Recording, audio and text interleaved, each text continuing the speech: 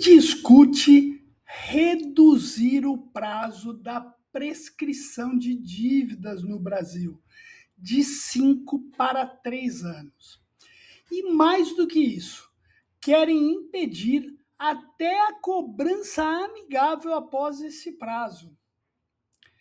Aí eu te pergunto, a cobrança vai evoluir ou vai ser extinta? E aí mais ainda, né? Porque se eu não posso cobrar mais, eu ainda posso dar crédito? Esse é o tema do vídeo de hoje, galera. É isso que eu vou falar para vocês com bastante conteúdo, bastante pesquisa. Mas antes, roda a vinheta.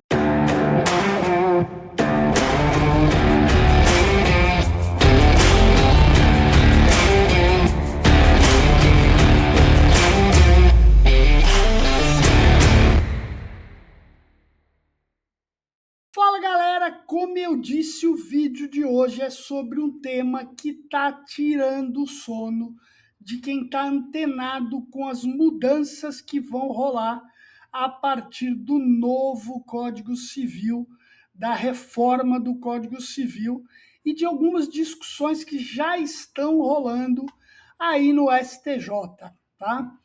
Bom, vamos lá, qual que é a questão principal? Hoje, a prescrição de dívida, na maioria dos produtos hoje, ela é de 5 anos. Mas vamos lá, quando eu falo de prescrição de dívida, na teoria da frase, da palavra, eu estou dizendo o quê? O que é prescrição de dívida? A prescrição de dívida é o encerramento do direito da cobrança judicial. Prescrição de dívida não tem nada a ver com a prescrição amigável. Este é o conceito atual. No Código Civil, fala-se na prescrição de dívida, existe lá o prazo de prescrição para cada um dos títulos, porém, a prescrição ela é a questão jurídica. Eu não posso mais gerar ações judiciais, buscar retomada de bem, fazer uma execução após o período da prescrição de dívida. Não existe no Código Civil nenhum impedimento que se trate da cobrança amigável, da cobrança como a gente faz hoje. Porque a dívida não existe teoricamente uma prescrição da dívida. De novo, a prescrição ela é o impedimento da cobrança jurídica. A cobrança amigável ela é permitida hoje. O que tem se discutido bastante? Primeiro tema que já é muito crítico para o processo, a redução da prescrição de 5 para 3 anos. Isso por si só já é uma questão problemática. E além disso, se discute a restrição ou proibição da cobrança amigável após prescrição. Você vê que as duas coisas estão aqui. A cobrança amigável após a prescrição. A prescrição é o impedimento jurídico. Mas vamos lá, qual é a questão? Isso não é uma mudança só jurídica. Isso é uma mudança estrutural no sistema de crédito. Isso não tem nada a ver com cobrança, tem a ver com crédito, com gestão de risco. Porque a gente sabe que para ter crédito eu tenho que ter cobrança. Então, isso é um dos grandes riscos desse processo. Antes de continuar aqui, queria lembrar você que está comigo aqui, se você não curtiu ainda, curte o canal, compartilha esse vídeo, avisa todo mundo que trabalha com cobrança sobre esse tema, porque é um tema importantíssimo. Muito bom. Bom, quando eu comecei a olhar essa situação, eu falei, pô, gente, peraí, mas só no Brasil? Será que é só aqui que a gente vai ter uma questão de impedimento de cobrança após prescrição? E aí eu fui fazer uma pesquisa. E aí vamos lá. Difícil a gente falar, isso não existe em lugar nenhum do mundo. Porém, vamos lá, vamos considerar o mundo que a gente conhece, que é um mundo muito próximo a nosso. Não próximo apenas de proximidade física, mas de proximidade de cultura, de legislação. Né? Vamos lá. Nos Estados Unidos, como é que funciona isso? A prescrição da dívida, lembrando, prescrição, o impedimento de cobrança jurídica. Bom, prescrição de dívida nos Estados Unidos, ela varia de cada estado, porque lá a legislação americana, ela muda de estado para estado, mas ela é de no mínimo 3 a 6 anos, na sua grande maioria. Quando a gente fala no mínimo 3, vão falar, pô, tá vendo? Nos Estados Unidos também é 3. Não, gente, aqui eu tenho produtos que prescrevem com 6 meses. Um cheque especial, por exemplo, é um título que prescreve com 6 meses. Eu tenho 6 meses para criar qualquer ação judicial. Diferente do que? De uma cobrança da maioria que a gente está acostumado. Crédito pessoal, financiamento imobiliário, financiamento de veículos, crédito pessoal, um cartão de crédito, um consignado. Tudo isso são 5 anos hoje e a grande maioria dos produtos também lá nos Estados Unidos, 6 anos, tá bom? Após a prescrição, não pode nem se indicar que vai judicializar, porque isso já é um crime, mas pode cobrar amigavelmente. A dívida continua existindo e mais, ela impacta o credit score, o FICO score do cliente por anos. Nos Estados Unidos, a responsabilidade contratual permanece. O sistema protege contra o abuso, mas não incentiva o esquecimento. Muito importante.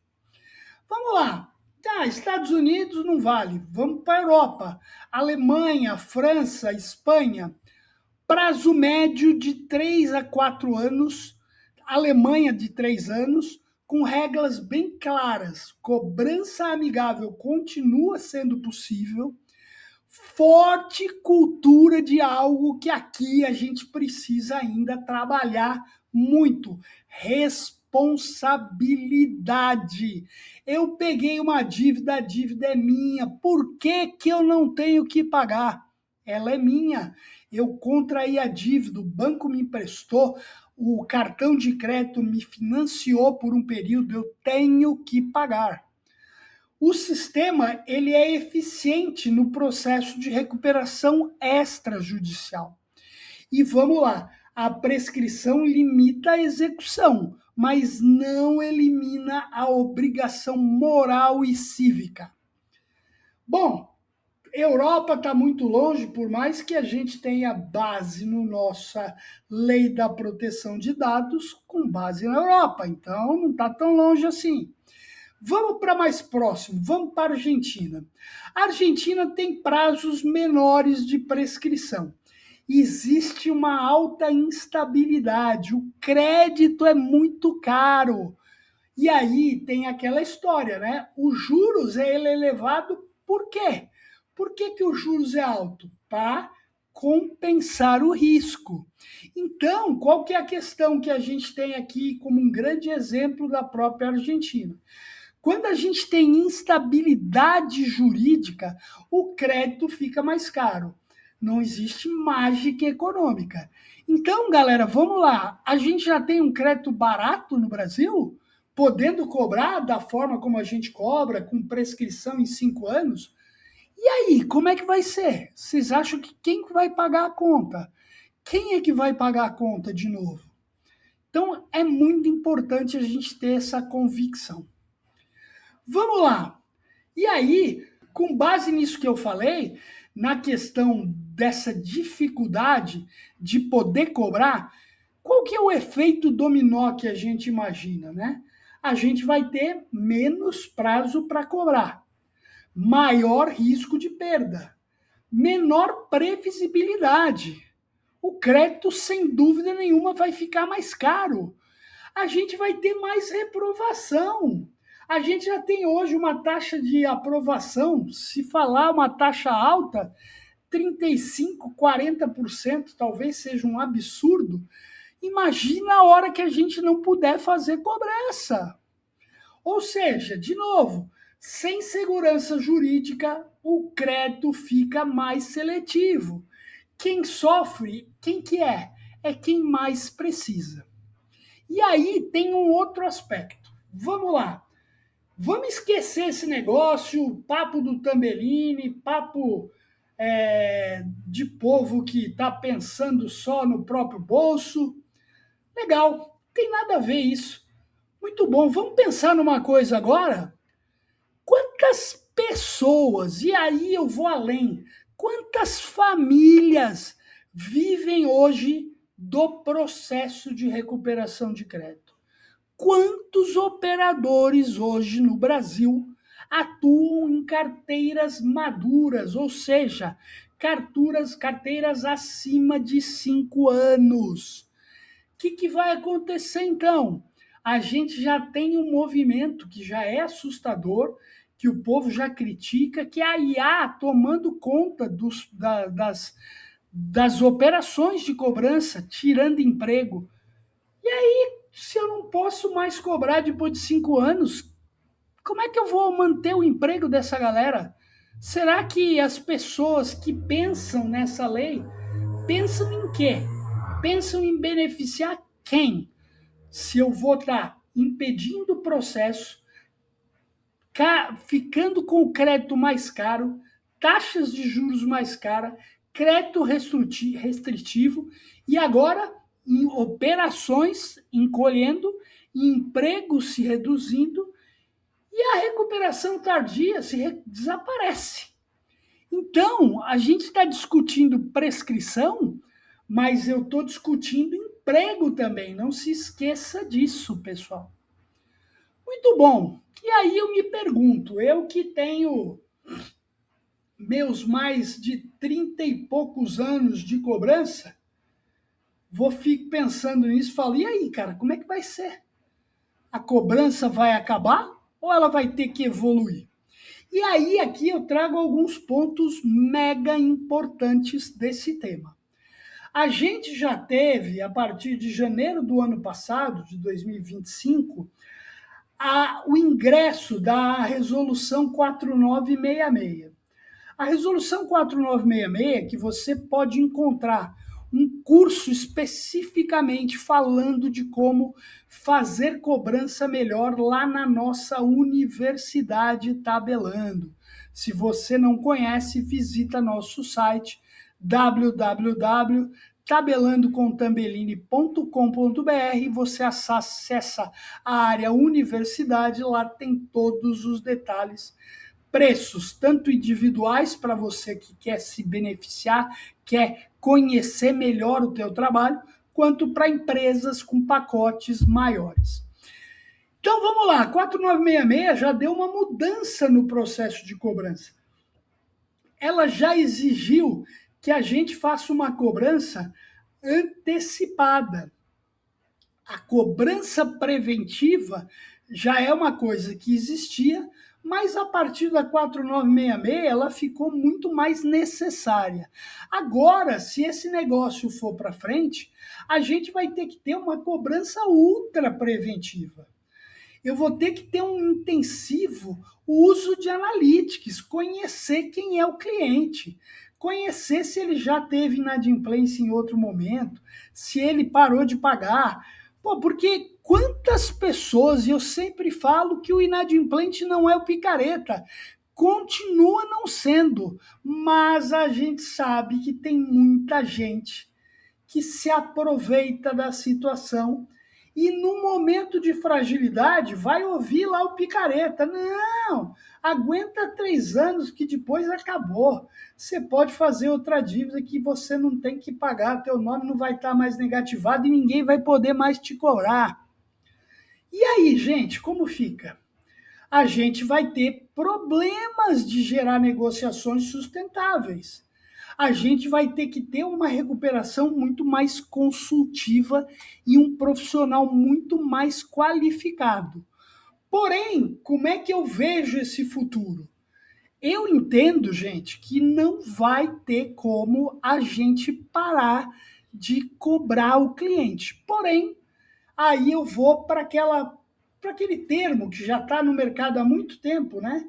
Que é o termo que eu acredito, que eu já vi funcionar muito bem, que é a tal da cobrança humanizada. Vamos lá. Talvez esse futuro que a gente vai ser obrigado a viver não seja um futuro de falar de cobrança, de pressionar.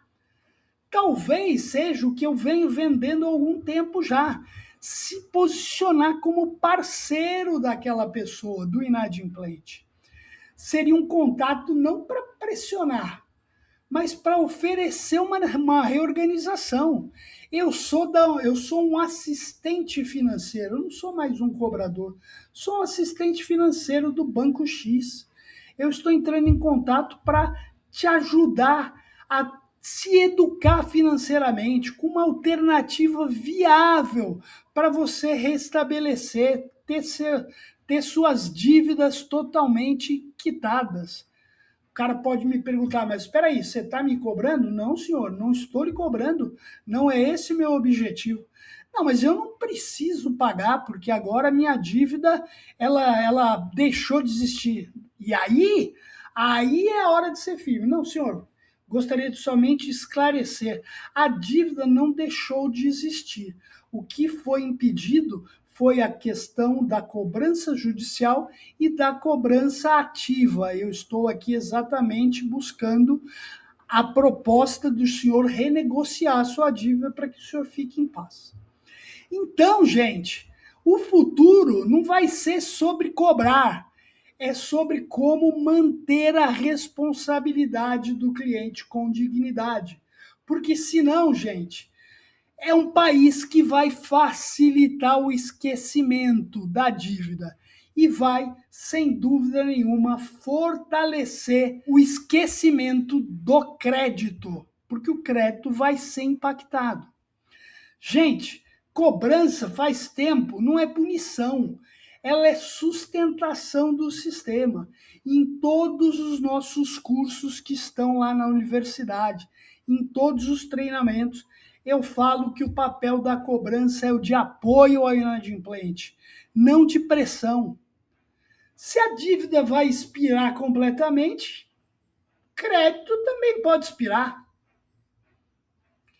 E aí, gente, a cobrança vai evoluir ou vai ser extinta? Queria ouvir você.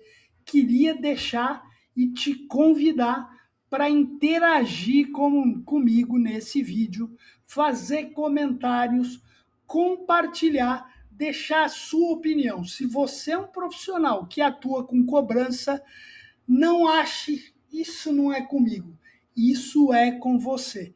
Isso pode impactar a sua atividade. Então, me ajuda a não ser o único porta-voz dessa questão. Me ajuda a compartilhar esse vídeo, me ajuda a gente chegar onde tem que chegar. Eu já procuro muitas vezes mandar mensagens para deputados, mandar mensagens sobre essa questão. Infelizmente, eu tenho pouco retorno. Mais uma vez, farei minha parte, porque não adianta a gente esperar nada de ninguém, a gente tem que fazer a nossa parte. Eu vou continuar fazendo a minha parte. Para isso, eu fiz esse vídeo, para sensibilizar você e para mostrar para você que a cobrança não vai acabar, ela vai ter que evoluir, porque senão o crédito não vai mais também crescer como a gente imaginava. Lembrando, hoje a gente tem uma relação crédito sobre PIB de 55%. Nos Estados Unidos, no Japão, na Alemanha, isso ultrapassa 100%. Tambeline, mas como é que vai ultrapassar 100% com 81,3 milhões de inadimplentes? Pois é, né, gente? É difícil mesmo, mas a gente está aqui para cada dia buscar fortalecer o processo de gestão de risco, eu e todos os profissionais que trabalham nesse mercado. Vem comigo aqui, queria te agradecer, lembrar, curtir o canal, compartilhar o vídeo, se inscrever caso você não seja inscrito ainda. Galera, é isso, um grande abraço e até a próxima.